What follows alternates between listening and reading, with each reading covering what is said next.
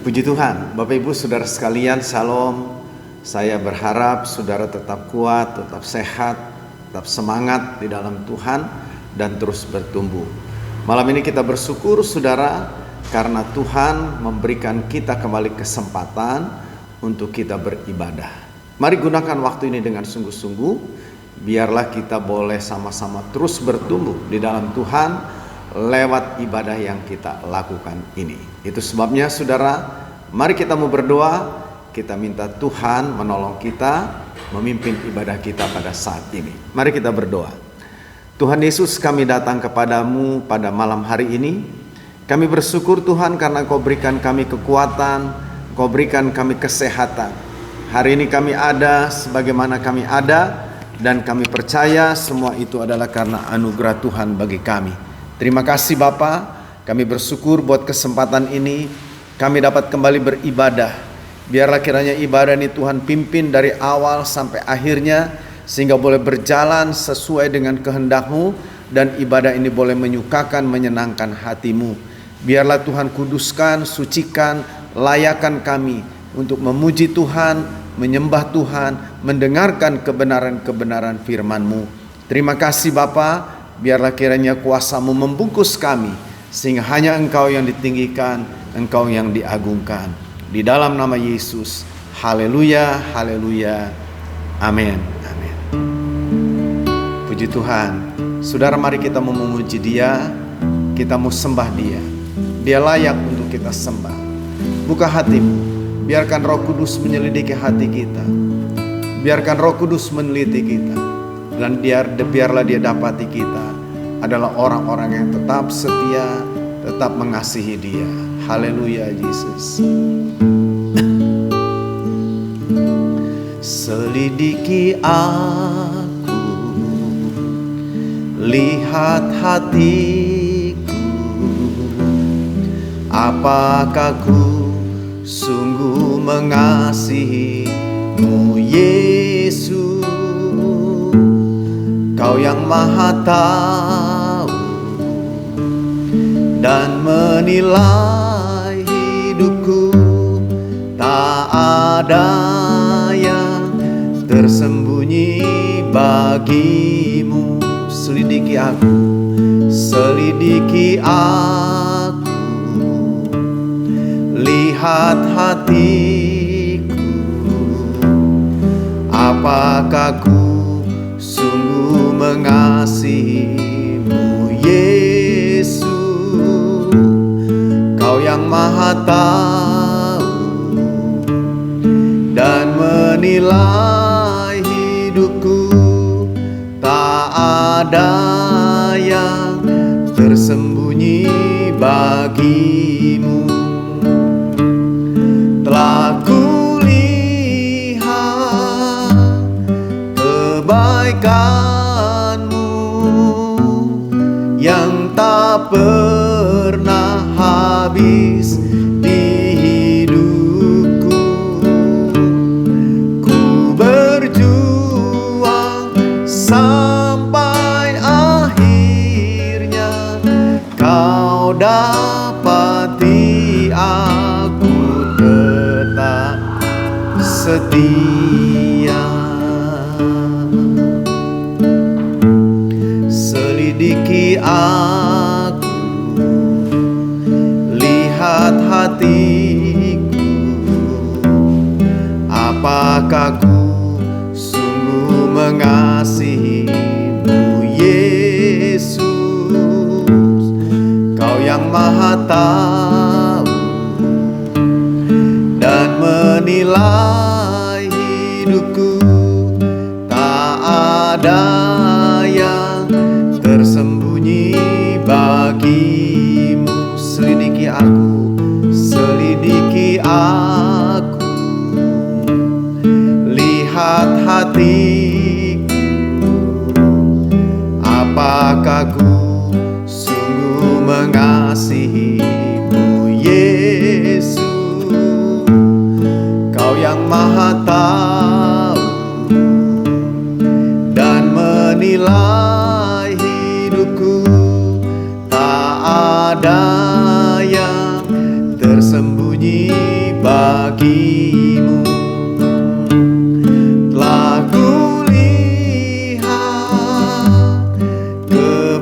kebaikan-Mu yang tak pernah habis di hidupku. Ku berjuang sampai akhirnya Kau dapati aku tetap setia. Telah kulihat kebaikan-Mu yang tak pernah habis di hidupku. Ku berjuang sampai akhirnya Kau dapati aku tetap setia. Telah kulihat kebaikan-Mu yang tak pernah habis di hidupku. Ku berjuang sampai akhirnya Kau dapati aku tetap setia. Aku lihat kebaikan-Mu yang tak pernah habis di hidupku. Berjuang sampai akhirnya Kau dapati aku tetap setia.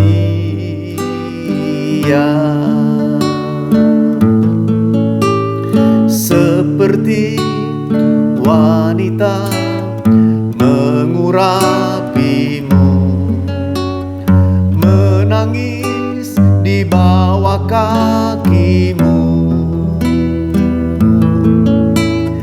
Demikian hidupku mau mengasihi-Mu. Yesus, Engkau baik bagiku. Seperti wanita mengurapi-Mu, menangis di bawah kaki-Mu. Demikian hidupku mau mengasihi-Mu. Yesus, Engkau baik bagiku. Sampai akhir ku menutup mata, ku tetap setia menanti janji-Mu. Sampai ku dapatkan mahkota kehidupanku, ku tetap setia untuk melayani-Mu.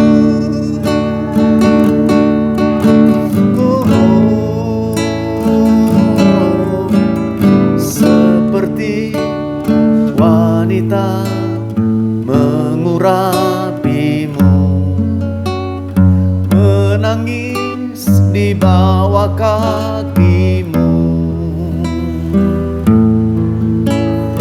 Demikian hidupku mau mengasihi-Mu.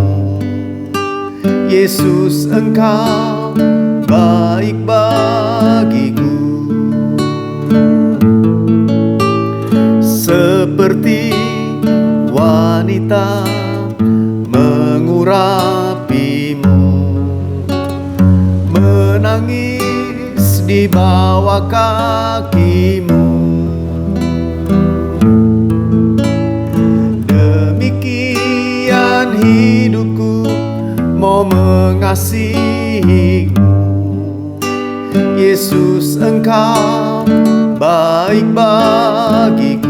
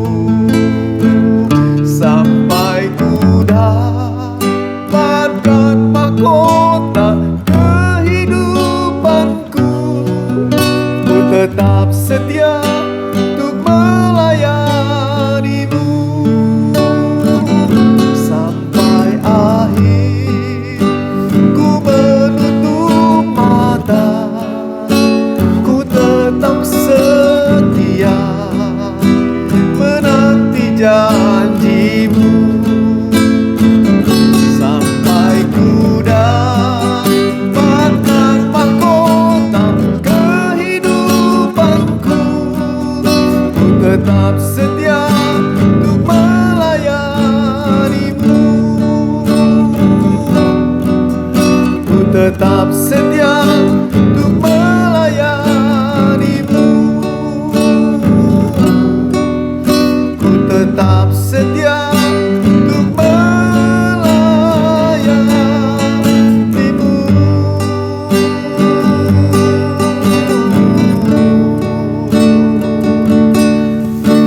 Haleluya, haleluya, Yesus Tuhan.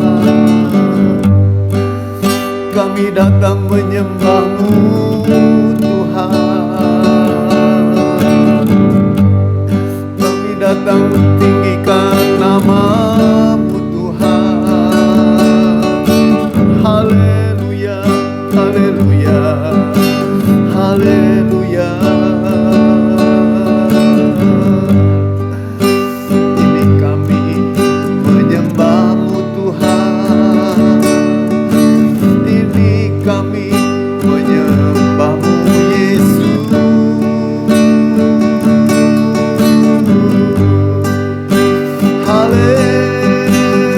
Haleluya, haleluya.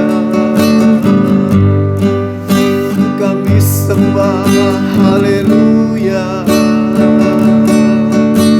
Haleluya, haleluya. Haleluya, haleluya.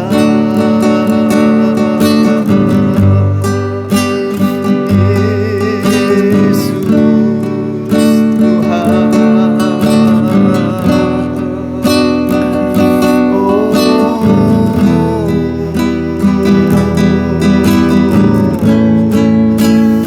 Haleluya, haleluya, haleluya, Yesus. Haleluya, haleluya, haleluya, haleluya, haleluya, haleluya, haleluya, haleluya. Oh, haleluya, Yesus. Terima kasih, terima kasih. Oh, Yesus. Haleluya, haleluya, haleluya. Oh, haleluya, Yesus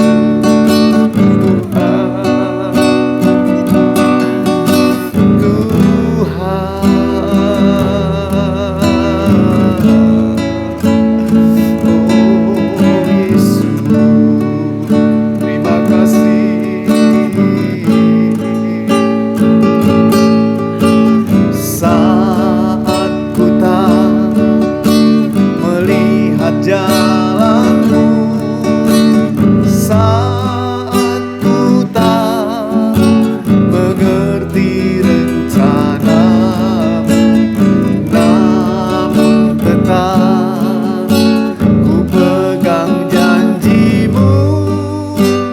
Pengharapanku hanya padamu.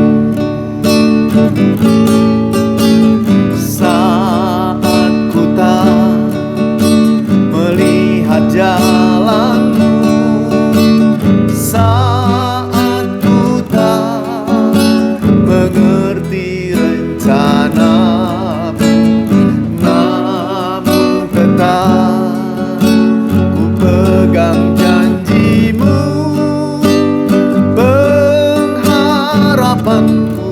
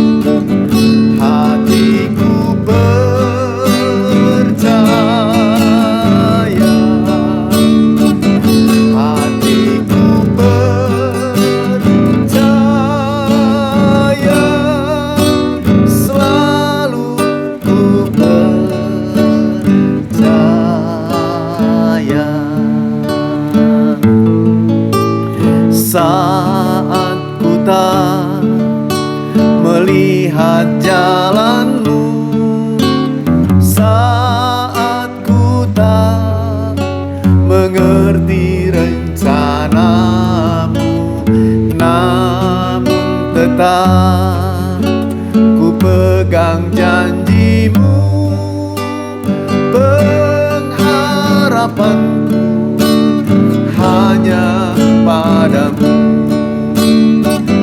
Hatiku percaya,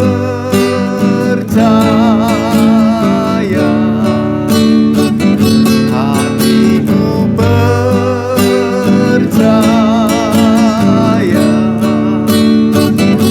hatiku percaya, selalu ku percaya.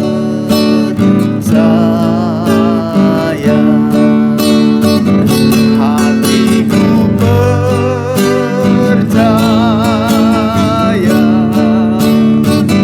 hatiku percaya, hatiku percaya, selalu ku percaya, selalu ku percaya.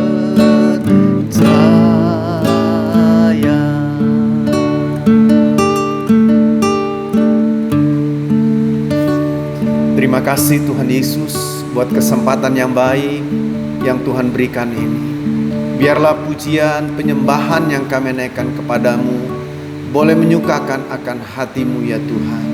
Sekarang kami buka hati kami terima firman-Mu. Roh Kudus berbicaralah kepada kami, nyatakanlah kehendak-Mu bagi kami. Biarlah hari ini kami boleh terima firman-Mu dengan sukacita. Mampukan kami untuk dapat hidup di dalam kebenaran firman-Mu ya Tuhan. Terima kasih Bapa, terpujilah nama Tuhan di dalam nama Yesus. Haleluya, haleluya. Amin, amin.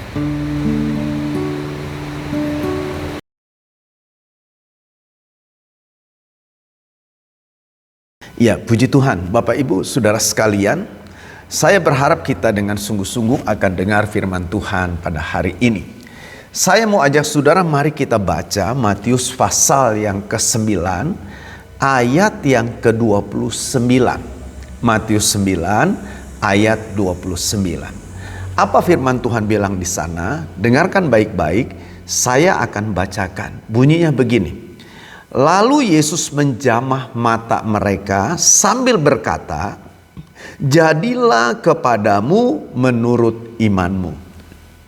Sekali lagi saya baca, dibilang saudara, lalu Yesus menjamah mata mereka sambil berkata, "Jadilah kepadamu menurut imanmu." Saudara, kalau kita baca dari ayat yang ke-27, maka kita akan dapatkan di sana ada sebuah kisah di mana dibilang ada dua orang buta yang mengikuti Yesus sambil berseru-seru. Saudara, dua orang buta ini, saudara, mereka berseru, dibilang, "Kasihani kami anak Daud, kasihani kami anak Daud." Saudara-saudara, lalu Yesus berhenti, lalu Yesus tanya sama mereka. Apa yang dikatakan oleh Yesus? Yesus bilang begini, "Percayakah kamu bahwa aku dapat melakukannya?" Saudara, ini satu pertanyaan yang menarik menurut saya, perlu kita pikirkan. Jadi sepertinya saudara, Yesus mau kembalikan apa yang akan dialami oleh orang ini, itu tergantung kepada percayanya. Jadi Yesus tanya sama mereka, "Percayakah kamu bahwa aku dapat melakukannya?" Saudara, lalu mereka serentak berkata, "Kami percaya Tuhan." Dan saudara-saudara, dibilang tadi, sambil menjamah mata mereka, Yesus bilang begini, dikatakan, "Jadilah kepadamu menurut imanmu." Jadi kalau kamu percaya bahwa aku dapat menyembuhkan matamu, maka kamu akan sembuh. Tapi kalau kamu ragu, kamu tidak percaya, ya tidak akan sembuh. Nah, Bapak Ibu Saudara sekalian, malam ini saya ingin ajak saudara untuk coba kita merenungkan tentang masalah percaya. Dan saya akan membahas pembahasan ini dalam tema ukuran iman atau ukuran percaya. Saudara, kalau kita membaca Alkitab, kita akan menemui bermacam-macam ukuran iman seseorang. Artinya begini, saudara. Saudara, ada orang yang begitu serius, yakin sungguh seperti Abraham gitu kan. Tapi ada juga yang tidak, ada juga mungkin yang ragu-ragu. Dari sini kita mengerti, saudara, bahwa iman itu ternyata ada ukurannya. Ukuran iman saya dengan iman saudara mungkin berbeda. Bisa jadi iman saudara lebih besar dibandingkan iman saya, atau juga bisa jadi sebaliknya. Iman saya lebih besar dibandingkan dengan iman saudara. Besar kecilnya ukuran itu kan tidak ditentukan oleh jabatan seseorang, oleh posisi seseorang. Saya tidak bisa bilang, oh karena saya pendeta, maka iman saya pasti lebih besar dari saudara. Belum tentu saudara seperti itu. Saudara, sebab jabatan seseorang tidak menentukan besar atau kecilnya ukuran imannya. Kita tidak bisa bilang, oh mereka yang melayani di mimbar, sebagai pemain musik, sebagai worship leader, sebagai singer, pasti imannya lebih besar. Ya harusnya sih memang begitu kan saudara. Tapi dalam kenyataan belum tentu saudara.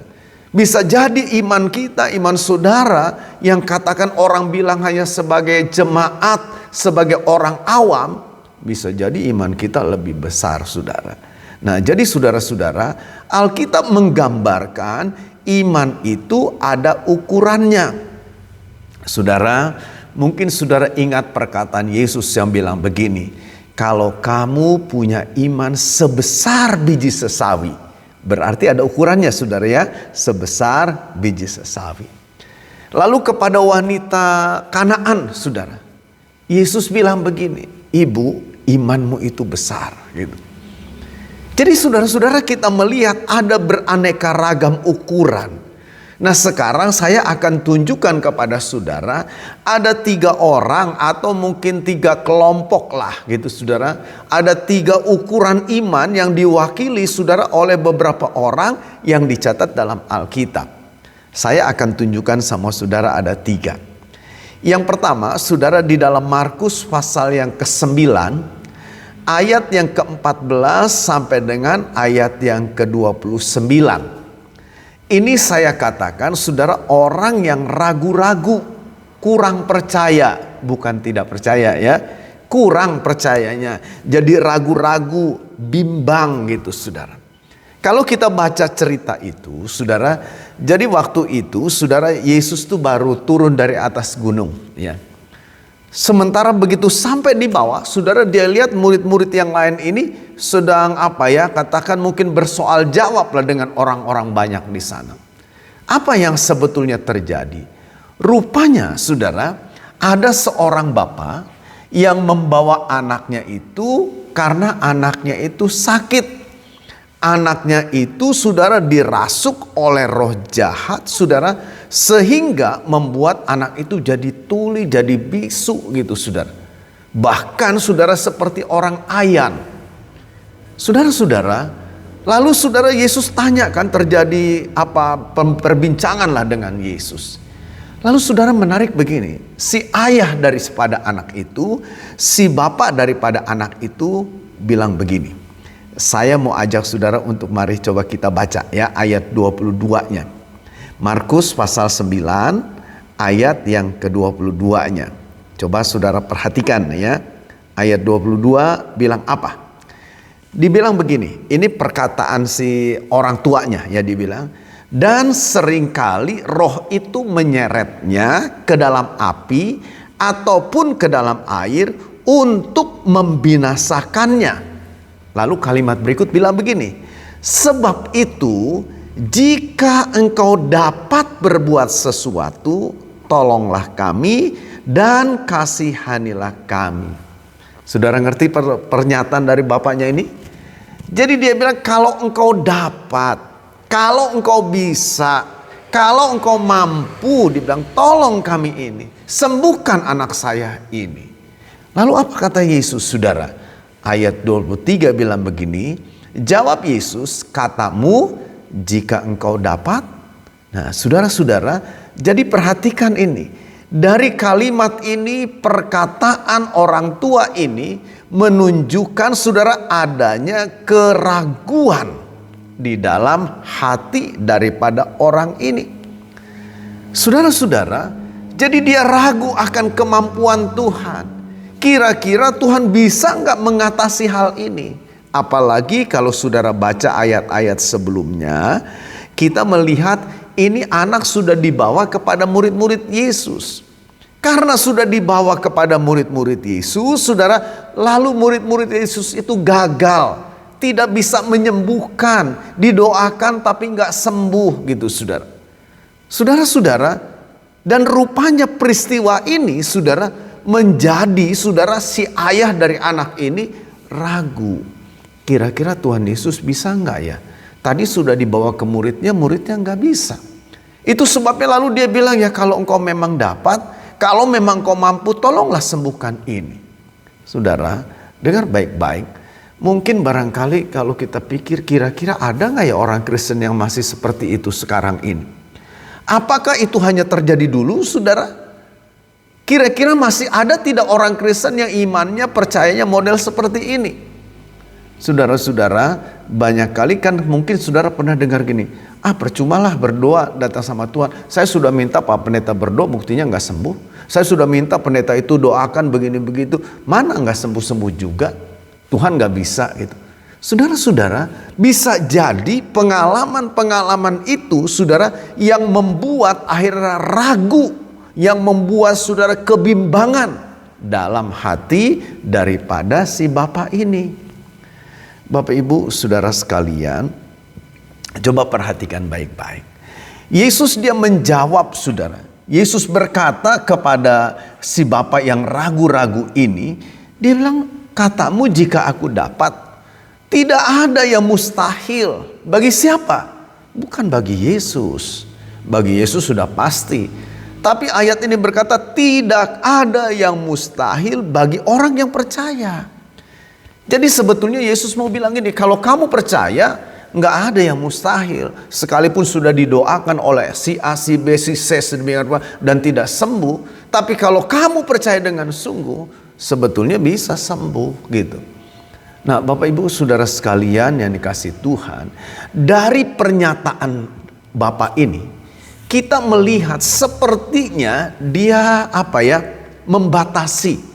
Dia coba mengelompokkan persoalan-persoalan hidupnya. Dia coba barangkali membagi-bagi saudara masalah-masalah yang dihadapi dengan pikiran begini. Kalau masalah yang ini Tuhan pasti bisa sembuhkan. Okelah kita datang. Kita minta Tuhan tolong. Tapi kalau masalah yang ini rasanya nggak mungkin. Bagaimana caranya Tuhan menolong masalah yang ini? Kan tidak mungkin. Bapak Ibu saudara sekalian, saya kasih contoh ya. Saudara, ada seorang yang kadangkala berpikir kemampuan Tuhan itu hanya terbatas kepada persoalan-persoalan tertentu. Tetapi ada persoalan-persoalan yang khusus itu tidak mampu Tuhan untuk melakukannya. Ada orang berpikir gitu. Contohnya begini, saudara. Saudara-saudara, ada orang yang bertanya, kira-kira Tuhan itu bisa tidak sih melunasi hutang saya? Nah, saudara-saudara coba pikir nih ya. Saudara yang punya hutang barangkali gitu ya, dan rasa aduh nggak mungkin nih saya bisa lunasi. Kemampuan saya biar saya kerja dari pagi sampai pagi juga rasanya nggak mungkin saya bisa melunasinya. Pertanyaannya lalu munculkan, kira-kira Tuhan bisa nggak membayari supaya hutang saya itu lunas, bisa atau tidak? Saudara-saudara, kadang-kadang untuk kasus-kasus yang seperti ini, kalaupun kita berdoa, sebetulnya doa banyak kali kita tuh gak yakin Tuhan mampu. Seolah-olah kita berpikir, itu Tuhan gak bisa lah. Atau barangkali kita pikir itu gak mungkin Tuhan mau lakukan di bidang itu. Itu bukan urusan Tuhan. Saudara-saudara, mari sadari, mari benar-benar perhatikan. Yesus bilang tidak ada yang mustahil bagi mereka yang percaya. Tidak ada yang mustahil bagi orang yang percaya. Mungkin kita sudah pikir nggak mungkin ada jalan keluar. Kita sudah coba maju mentok, ke kanan juga mentok, ke kiri juga mentok, ke belakang juga mentok. Semua jalan tertutup. Kita seperti menghadapi jalan buntu. Apa Tuhan masih bisa, saudara? Saudara ingat ada satu peristiwa di dalam Alkitab. Ketika Yesus dan murid-muridnya mau masuk ke bait Allah, itu ada para pemungut pajak, begitu saudara. Minta supaya bayarlah gitu ya. Mungkin kalau sekarang mungkin gampang itu seperti kita mau masuk ke tempat rekreasi, arena bermain, harus bayar gitu saudara. Jadi saudara, singkat cerita, saudara, Yesus bilang begini sama Petrus sama muridnya, kamu pergi nangkap ikan di sana. Nanti ikan yang pertama kali kamu tangkap, kamu buka mulutnya. Nanti di situ ada uang, ambil, bawa ke sini bayar. Saudara-saudara, jadi saudara lihat, ternyata saudara urusan uang Tuhan juga bisa gitu. Urusan bayar uang itu, bayar tiket katakanlah begitu saudara, itu Tuhan bisa lakukan. Jadi saudara-saudara, jangan pernah kita membatasi, jangan pernah coba kita mengelompok-kelompokkan, oh ini sih Tuhan mampu lah, yang ini rasanya nggak mungkin ya Tuhan bisa. Jangan seperti itu saudara, sebab Yesus bilang kalau kita percaya tidak ada yang mustahil. Artinya apapun juga dia bisa lakukan, apapun juga dia bisa kerjakan. Nah jadi saudara-saudara, mari mengertilah ini. Kalau hari-hari ini saudara sedang menghadapi masalah, mungkin saudara sudah berupaya sedemikian rupa. Saudara sudah pikir matang-matang, diskusi panjang lebar dari pagi sampai pagi gitu. Tapi rasanya nggak mungkin ya bisa teratasi masalah ini. Saudara dengar baik-baik. Kita tidak bisa. Kita tidak mampu. Tapi kita punya Tuhan yang berkuasa. Kita punya Tuhan yang bisa melakukan apa saja. Dan Tuhan cuma bilang begini, percayalah sungguh-sungguh. Percayalah dengan segenap hatimu. Sebab kalau kamu percaya, tidak ada yang susah. Kalau kamu percaya tidak ada yang tidak mungkin, pasti akan terjadi. Tuhan bisa lakukan itu. Nah saudara, jadi saudara lihat ada orang yang kadang-kadang ragu. Ya, bisa nggak nih Tuhan? Saya beritahu sama saudara, Tuhan bisa lakukan apa saja. Yang penting Tuhan mau supaya kita percaya. Sebab tidak ada yang mustahil bagi orang yang percaya. Yang kedua, ada kasus yang kedua kalau kita bicara ukuran iman. Kalau tadi itu adalah orang yang ragu-ragu kemampuannya Tuhan. Tapi saudara, di dalam Matius pasal yang ke-8, ayat yang pertama sampai dengan ayat yang ke-4, kalau kita baca di sana, saudara, itu ada orang-orang yang berpenyakit kusta. Saudara-saudara, orang ini bukannya ragu, orang ini bukannya bimbang atau kurang percaya terhadap kemampuan Yesus. Tetapi saudara, yang dia pikirkan, dia percaya Yesus bisa. Dia percaya Yesus mampu melakukannya. Dia percaya Yesus bisa menyembuhkan penyakit kustanya. Tapi persoalannya bagi orang ini, kira-kira Tuhan mau tidak ya? Nah saudara-saudara, berarti kan ini satu pemikiran yang menurut saya logis. Saya bisa menolong saudara. Saya bisa memberikan pertolongan tuntas atas masalah saudara. Tapi kan persoalannya mau atau tidak saya. Jadi bukan terletak kepada kemampuan. Jadi demikian juga si orang kusta ini, saudara. Dia bukan meragukan kemampuan Yesus. Dia bukan meragukan Yesus bisa atau tidak bisa. Tapi justru saudara, yang dia ragukan itu Yesus kira-kira mau atau tidak. Saudara-saudara, coba pikirkan ini. Biasanya saudara, orang yang punya persoalan, katakan kasus seperti ini mungkin dia punya trauma tersendiri. Karena mungkin mengalami penolakan-penolakan, mengalami perlakuan-perlakuan yang pahit, yang benar-benar melukai dalam hidupnya. Saudara-saudara, bisa jadi seperti itu. Sebab kalau kita coba pelajari tentang orang sakit kusta, saudara, orang yang sakit kusta itu mungkin saya bilang sudah seperti orang yang dianggap mati, saudara. Karena saudara, dia tidak boleh lagi bergaul bersama-sama. Dia harus dikucilkan, dia harus diasingkan, tidak boleh kumpul bersama-sama. Saudara, dan itu dianggap sebagai sebuah kutukan. Dan tidak ada obat yang bisa menyembuhkannya pada saat itu, saudara. Jadi saudara-saudara, saya bayangkan mungkin beberapa kali dia coba keluar dari tempat pengasingannya. Kalau dia keluar, itu tidak boleh sembarangan. Ada aturan yang harus saudara dia lakukan. Dia harus pakai pakaian compang-camping, rambutnya dibiarkan terurai. Lalu kalau dia berjalan di tengah-tengah keramaian orang, dia harus teriak. Dia harus teriak, kusta, kusta, najis, aku ini najis, najis. Saudara bisa bayangkan, itu kan mempermalukan diri sendiri loh saudara. Itu benar-benar merupakan satu hal yang bisa melukai kehidupannya. Saudara-saudara, jadi saya berpikir, saudara, ini sangat mungkin orang itu, saudara, menjadi meragukan kira-kira Yesus mau atau tidak. Mau tidak kira-kira Yesus ini menolong? Aku yang kusta ini, yang dianggap najis, yang dianggap tidak layak, yang dianggap kotor. Orang semua menjauhi aku, tidak ada yang mau. Kira-kira Tuhan mau tidak ya? Nah, Bapak Ibu Saudara sekalian, kadang-kadang kita mungkin merasakan seperti itu. Ketika kita melihat diri kita, aduh saya ini kotor banget ya. Saya jahat, saya nggak layak, nggak pantas saya. Saya banyak menyakiti hati Tuhan. Saya banyak melakukan hal-hal yang tidak benar. Saya banyak mengecewakan Tuhan. Nah, kondisi-kondisi seperti ini, saudara, seringkali membuat orang jadi tertahan langkahnya untuk datang kepada Tuhan. Mereka pikir, Tuhan mau terima saya tidak ya?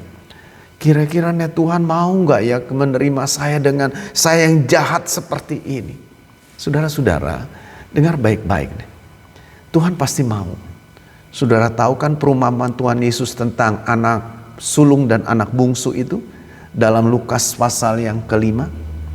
Saudara-saudara, si bungsu yang sudah menghabiskan bagian warisannya itu, dia menderita, dia susah, dia kelaparan. Dia mulai berpikir untuk pulang ke rumah bapaknya. Saudara, apa yang dia pikirkan dalam pikirannya ketika dia mau pulang? Saudara, walaupun tidak ditulis, tapi kan dia ragu, saudara. Kira-kira bapak mau terima nggak nih? Oke lah, kalaupun tidak diterima lagi sebagai anak, udah diterima saja sebagai budak, sebagai karyawan yang bekerja. Saudara, dia tidak yakin bapaknya akan menerima dia. Kenapa? Karena dia sadar diri, dia salah, dia sudah melakukan hal yang tidak benar, dia sudah menyakiti, melukai hati bapaknya. Saudara-saudara, tetapi kalau saudara baca cerita itu, ternyata yang dipikirkan oleh anak itu berbeda, bertolak belakang saudara dengan kenyataannya. Si bapak itu rupanya setiap hari merindukan saudara, kapan anak saya pulang, kapan anak saya pulang. Sepertinya dia lupa saudara, dia tidak menghiraukan apa yang sudah dilakukan. Tapi yang dia rindukan anaknya kembali, yang dia rindukan anaknya pulang kembali. Saudara-saudara, itulah hati Bapa. Itulah hati Tuhan. Kita memang jahat mungkin. Kita mungkin melakukan yang gak benar. Kita berulang-ulang melakukan hal-hal yang tidak beres. Yang melukai, menyakiti hati Tuhan. Dan seringkali saudara, kondisi itu membuat kita ini tidak berani lagi datang pada Tuhan. Kita makin jauh, nggak ada lagi datang ibadah ke gereja, tidak lagi kita baca Alkitab. Pokoknya yang berbau rohani sudah kita hindari. Kenapa? Kita merasa saya tidak layak. Saya tidak layak. Tuhan pasti tidak akan terima saya. Saya tidak akan didengar doa saya. Jadi saya tidak akan pernah berdoa lagi. Bapak Ibu Saudara sekalian, tapi kita lihat apa yang terjadi terhadap orang-orang kusta ini. Saya mau ajak saudara coba lihat apa yang Yesus lakukan di dalam Markus pasal yang ke-8 itu, saudara. Kalau kita perhatikan Markus pasal 8 mulai ayat 1, dibilang begini nih saudara. Dibilang pada waktu itu ada pula orang banyak di situ yang besar jumlahnya, dan karena mereka tidak mempunyai makanan, Yesus memanggil murid-muridnya. Oh sorry saudara, saya salah membaca nih ya. Sebentar saudara, Matius bukan Markus. Ya, Matius pasal yang ke-8. Saudara lihat ayat 1. Setelah Yesus turun dari bukit, dia bilang orang banyak berbondong-bondong mengikuti dia. Ayat 2 bilang, maka datanglah seorang yang sakit kusta kepadanya, lalu sujud menyembah dia dan berkata, Tuan, dia bilang apa? Jika Tuan mau, Tuan dapat mentahirkan aku. Saudara, bagaimana respon Yesus? Ayat 3 bilang begini, lalu Yesus mengulurkan tangannya, menjamah orang itu dan berkata, aku mau, jadilah engkau tahir. Saudara perhatikan, pikiran orang kusta ini Yesus tidak mau. Yang ada di benaknya pasti Yesus tidak mau. Saya bilang tadi, dia meragukan Yesus, bukan meragukan kemampuannya, tapi meragukan mau atau tidak. Karena dia punya pengalaman selama ini ditolak, dijauhi. Orang tidak berani dekat. Tapi saudara lihat apa yang Yesus lakukan. Yesus bukan hanya berdoa dari jauh. Wah, ini orang najis nih, orang kusta. Oke lah, saya mau sembuhkan kamu, tapi jangan dekat-dekat. Enggak begitu saudara. Kalau saudara baca tadi, dikatakan saudara di dalam ayat yang ketiga, lalu Yesus mengulurkan tangannya, menjamah orang itu. Wah, saya bayangkan tuh saudara, orang kagetnya luar biasa. Selama ini tidak ada orang yang berani dekat-dekat. Jangankan untuk menjamah, dekat aja gak ada yang berani. Tapi Yesus menunjukkan sesuatu yang berbeda. Yesus menunjukkan sesuatu yang luar biasa, yang di luar perkiraannya, yang di luar saudara perkiraan dari si kusta ini. Saudara, Yesus menjamah. Yesus seolah-olah tidak peduli dengan kenajisannya. Yesus seolah-olah tidak peduli saudara dengan apa nanti kata orang. Tapi orang ini perlu ditolong. Dari sini saya mau bilang sama saudara, apapun kondisi saudara, mungkin kita jahat, ya kita jahat. Kita kotor, ya kita kotor. Wah, sudah besar, luar biasa, banyak sekali, mungkin susah untuk diukur kesalahan dosa kita. Mungkin benar seperti itu. Berulang-ulang kita jatuh dalam dosa. Tapi saudara tahukah, Yesus mengasihimu. Dia sayang sama kita. Dia gak akan nolak kita. Jadi mari datang saudara. Datang pada dia dengan sepenuh hatimu. Saudara-saudara, dia mau jamah kita. Dia mau katakan memeluk kita seperti Bapak itu. Ketika dia lihat anaknya datang, dia berlari, dia peluk anak itu saudara. Padahal anaknya kotor tuh saudara. Tapi saudara, dia tidak peduli. Dia terima, dia peluk, dan dia bilang sama hamba-hambanya, siapkan segala sesuatu, kita akan pesta. Saudara-saudara, itu yang dialami oleh orang kusta ini. Sekian lama dia tidak pernah mendapatkan sentuhan dari seseorang. Jangankan mungkin orang luar, keluarganya juga sendiri barangkali sudah menghindar dari dia. Tapi Yesus saudara, dia jamah. Hal yang sama Yesus mau lakukan dalam hidupmu. Jadi mari, kitab Yesaya berkata begini, sekalipun dosamu itu merah seperti kermisi, akan putih menjadi seperti bulu domba. Sekalipun dosamu itu dikatakan merah seperti kain kesumba, akan menjadi putih seperti bulu domba, seperti salju, dia bilang. Jadi mari datanglah saudara. Dia mau menerima kita apa adanya. Kalau saudara datang dengan sungguh-sungguh, dia akan menerima kita, memulihkan kita. Nah, yang terakhir saudara lihat, saya ajak saudara untuk kita lihat satu kasus lagi. Matius pasal yang ke-8. Lalu kalau saudara baca cerita ini, saudara mulai ayat 5. Di sana ada seorang perwira. Wah, ini orang yang hebat. Tadi yang pertama kita lihat orang yang ragu-ragu kemampuan Yesus. Yang kedua kita lihat orang kusta bukan ragu terhadap kemampuan Yesus, tapi saudara dia ragu Yesus mau atau tidak. Tapi yang ketiga ini luar biasa menurut saya. Saudara-saudara, perwira ini adalah orang yang benar-benar yakin, tidak bimbang, tidak ragu saudara atas kemampuan Yesus, tidak ragu untuk Yesus terima atau tidak. Kalau saudara baca, dikatakan di sana ada seorang perwira ya, yang mendapatkan Yesus meminta. Kenapa? Karena hambanya di rumah itu sakit katanya. Saudara-saudara, waktu Yesus tahu, Yesus bilang gini, oke, aku akan datang ya, untuk menyembuhkan hambamu itu. Tapi saudara lihat bagaimana reaksi perwira ini. Saudara, dia bilang kepada Tuhan Yesus, bilang, Tuhan, aku ini gak pantas, aku tidak layak untuk menerima Tuhan di dalam rumahku itu. Katakan sepatah kata saja, aku yakin pasti sembuh. Wah, luar biasa saudara ya. Ini kan satu iman yang menurut saya begitu luar biasa. Dan ini membuat Yesus begitu kagum saudara. Dia bilang sama orang-orang Yahudi yang hadir di situ. Dia bilang, aku belum pernah menemukan orang yang percayanya seperti ini. Aku belum pernah mendapati, dia bilang, orang yang memiliki iman yang luar biasa. Sekalipun di antara umat Allah, maksudnya di antara orang-orang Yahudi itu. Saudara-saudara, ini perlu ada pada kita. Karena iman itu saudara sesuatu yang sifatnya dinamis. Saya mau ajak sama saudara, mari tingkatkan, terus tingkatkan. Percayalah, Tuhan bisa melakukan apa saja. Percayalah saudara, dia mampu mengerjakan apa saja. Dan keyakinan iman daripada perwira ini benar-benar membuat Yesus kagum. Luar biasa perwira ini. Saudara, iman perwira ini bukan hanya mendatangkan kesembuhan terhadap hambanya.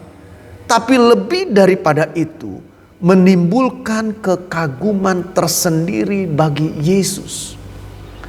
Saudara-saudara, bukankah kita seringkali berpikir bahwa ketika kita percaya, kita akan mengalami apa yang kita percaya itu? Itu benar. Tapi saudara-saudara, perwira ini bukan hanya sekedar mengalami apa yang dia percaya, tapi telah membuat Yesus benar-benar kagum. Ya. Yesus, kalau saya bayangkan, mungkin sambil geleng-geleng kepala begitu saudara, karena begitu kagum melihat perwira ini. Dia bilang, iman seperti ini belum pernah aku temui. Bapak ibu saudara sekalian, saya sih berdoa, saya berharap biarlah percaya kita itu bukan cuma sekedar membawa kita kepada mujizat. Biarlah percaya kita bukan hanya sekedar membawa kita kepada jawaban-jawaban doa. Biarlah percaya kita itu, iman kita itu bukan hanya sekedar saudara membawa kita kepada perkara-perkara yang luar biasa. Tapi kerinduan saya lebih jauh saudara. Biarlah Tuhan kagum atas iman kita. Biarlah Tuhan benar-benar berkata, ini luar biasa orang seperti ini. Belum pernah aku lihat nih. Walaupun dia menghadapi begitu berat bebannya. Walaupun sepertinya secara manusia gak mungkin. Tapi dia tetap percaya, dia yakin sungguh. Saudara-saudara, kekaguman itulah yang saya harapkan ada Tuhan dapatkan dari kehidupan kita. Itu sebabnya saudara, marilah. Biarlah setiap kita mulai meningkatkan iman kita. Kalaupun hari ini kita sedang berada dalam keraguan, karena mungkin ada kegagalan-kegagalan. Selama ini kita sudah minta didoakan, kita sudah begini dan begitu.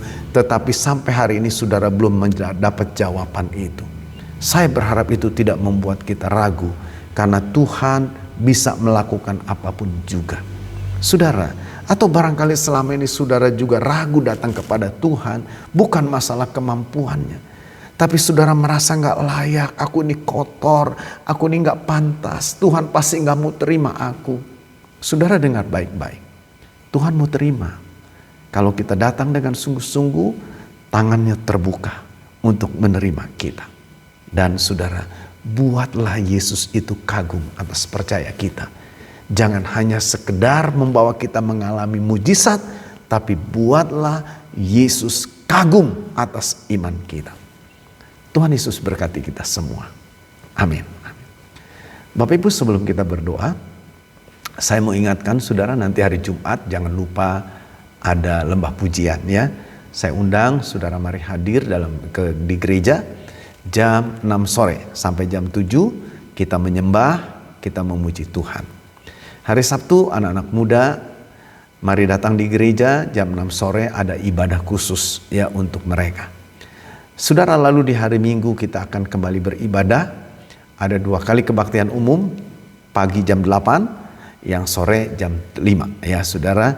Lalu di antara itu jam 10 saudara ada ibadah sekolah minggu. Saudara-saudara, kalau saya tidak salah ingat, kemarin saudara sudah diumumkan bahwa minggu besok ini anak-anak boleh hadir di gereja. Jadi akan ibadah sekolah minggu di gereja. Ya, saudara para orang tua, mari antar mereka untuk mereka ibadah di gereja. Saya pastikan guru-guru sekolah minggu akan tetap mengatur, menjaga protokol kesehatan saudara ya. Jadi saudara sehingga anak-anak juga tetap terjaga begitu. Ya, dan juga tolong Bapak Ibu, anak-anak yang datang ke sekolah minggu nanti di gereja, biarlah mereka juga mengenakan masker begitu ya. Jangan lupa itu saudara.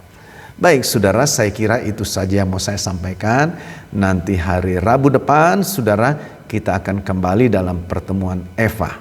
Kalau tidak ada perubahan, minggu depan Pak Cucun dari Bandung akan melayani kita saudara lewat kebenaran firman Tuhan. Ya saudara, Pak Cucun sudah beberapa kali melayani dan biarlah kiranya saudara siapkan untuk kita sama-sama mengikutinya minggu depan. Ya, baik saudara, bagi Bapak Ibu yang mau memberi persembahan, silakan Bapak Ibu berikan dengan sukacita. Saudara bisa transfer di nomor rekening yang tertera di handphone saudara itu, di layar handphone atau mungkin di laptop saudara. Kalau saudara yang ada di Kuningan, saudara tidak bisa transfer atau tidak sempat transfer, saudara boleh berikan sama bendahara gereja. Ya, ada Ibu Maya, ada Saudari Cynthia. Atau kalau saudara kebetulan lewat gereja mau beri persembahan, masuk saja di dalam gereja ada kotak persembahan yang saudara bisa masukkan persembahannya di sana ya. Baik saudara, itu saja yang mau saya sampaikan. Biarlah kiranya Tuhan kagum atas iman kita. Kita mau berdoa. Tuhan Yesus, terima kasih buat malam hari ini. Dalam ibadah ini kembali kami diingatkan oleh kebenaran firman-Mu. Terima kasih Bapa, biarlah firman-Mu tidak berlalu begitu saja, tapi mengubah hidup kami, membawa kami hidup di dalam kehendak Tuhan. Hamba berdoa Tuhan, berkatilah seluruh umat-Mu yang sudah mengikuti ibadah Eva malam ini. Tuhan tahu mereka satu persatu, jamah mereka yang sakit, kalau mereka dalam pergumulan, buka jalan bagi mereka, nyatakan kuasa-Mu atas mereka. Berkati hidup mereka Tuhan, berkati rumah tangga mereka, kehidupan keluarga mereka, suami dan istri, anak-anak, orang tua diberkati oleh Tuhan. Apa yang Tuhan percayakan untuk mereka kerjakan, berkat-Mu kiranya melimpah, mengikutinya senantiasa Tuhan. Terima kasih Bapa, terima kasih. Tuhan tahu keberadaan kami semua, Tuhan mengerti semua pergumulan kami. Kepadamu kami serahkan dan kami percaya Tuhan mampu mengatasi, Tuhan mampu menolong, membuka jalan bagi setiap persoalan kami. Terima kasih Bapa. Kami juga terus berdoa buat kota kami Kuningan, buat bangsa kami juga. Kami bersyukur Tuhan mendengar, menjawab doa-doa kami sehingga kasus COVID di Indonesia boleh mengalami penurunan. Tapi biarlah kiranya penyempurnaan semuanya ini Tuhan kerjakan. Berikan kepada setiap kami, bangsa Indonesia, rakyat Indonesia untuk taat akan protokol kesehatan ini. Dengan demikian kami boleh keluar sebagai bangsa yang menang mengatasi COVID ini dengan tuntas. Berikan hikmat kepada pemimpin-pemimpin bangsa kami. Ada kuasa-Mu, ada hikmat-Mu Tuhan untuk mengambil kebijakan-kebijakan yang tepat. Terima kasih Tuhan Yesus. Kami sungguh bersyukur untuk anugerah-Mu Tuhan. Atas pimpinan-Mu dalam ibadah Eva kami malam hari ini. Sebentar kami akan akhiri. Kami menyerahkan seluruh hidup kami ke dalam tangan-Mu. Dan saudara, sekarang terimalah oleh-Mu anugerah dan berkat dari Allah Bapa, cinta dan kasih sayang dari Tuhan Yesus, persekutuan yang indah dan manis dengan Roh Kudus menyertai saudara semua mulai malam hari ini sampai Dia datang menjemput kita semua. Di dalam nama Yesus, terimalah berkat-Nya. Haleluya, haleluya. Amin, amin. Puji Tuhan Bapak Ibu, ibadah kita sudah selesai. Tuhan Yesus berkati kita semua. Amin.